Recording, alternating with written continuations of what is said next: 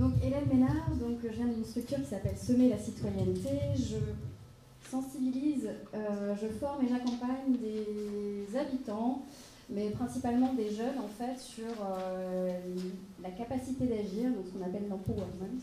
Voilà, donc je ne suis pas venue sur la co-formation parce que j'agissais directement par rapport au Conseil citoyen, mais ça se pourrait qu'un jour ça puisse se faire.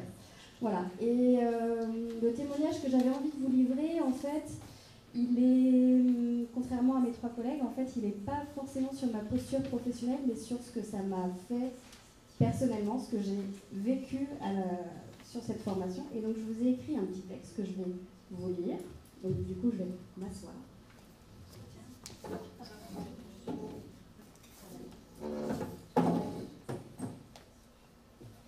Donc, comme disait Irma, en fait, c'était une sacrée aventure, en fait, cette formation.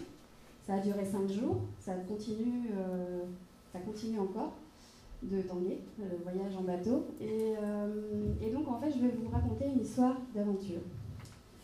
Donc, l'histoire de mon aventure s'appelle La militante, la précaire et la professionnelle. Il était une fois, dans l'ouest de la France, une jeune femme en pleine formation, en pleine transformation.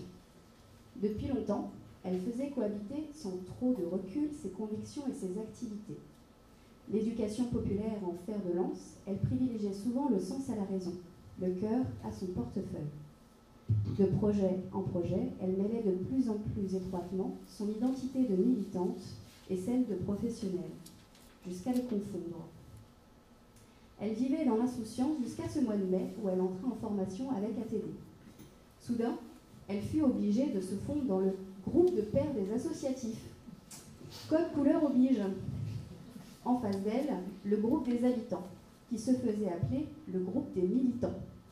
Mais pourquoi elle qui militait depuis tant d'années, n'en faisait pas partie? Elle était venue se former pour agir avec des habitants.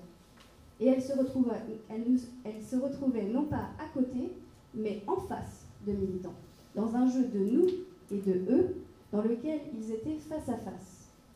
Eux, c'étaient les militants, nous, c'étaient les professionnels.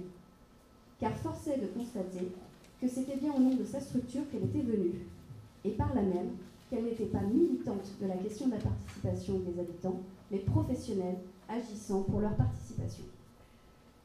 Puis, elle fut obligée de distinguer sa situation personnelle de sa situation professionnelle.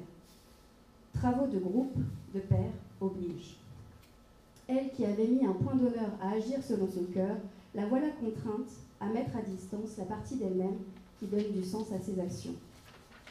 Mais plutôt que de creuser sa propre tombe, elle s'aperçut que cela la libérait de certaines de ses blessures.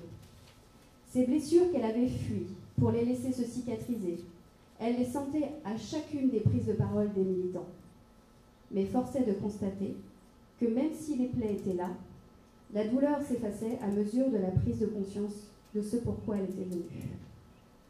Enfin, le coup de grâce lui a été donné par ses méthodes différenciées, qui venaient en contradiction d'une partie de ses pratiques d'éducation populaire. Elle fut en effet obligée de ne pas poser de questions au groupe des militants. Cadre de la formation oblige. Ce cadre de formation qu'elle connaissait si bien, qu'il avait tant de fois rassuré, permis de rassurer autour d'elle aussi. Le voilà qui l'empêchait de s'exprimer, de comprendre, d'apprendre. Elle croyait dur comme ses convictions que si le cadre de bienveillance était co-construit et animé, n'importe qui, peu importe d'où il venait, pouvait prendre la parole face au groupe et être écouté. Mais elle se rendit progressivement compte de la pertinence de ce cadre-ci, dans ce contexte-là. Car force est de constater que ces interdictions ont préservé le groupe des militants et forcé les professionnels à expliciter leur langage. Ces interdictions ont permis qu'au dernier jour de la formation, militants et professionnels puissent tous s'exprimer, chacun selon son point de vue, dans la connaissance et le respect mutuel des autres.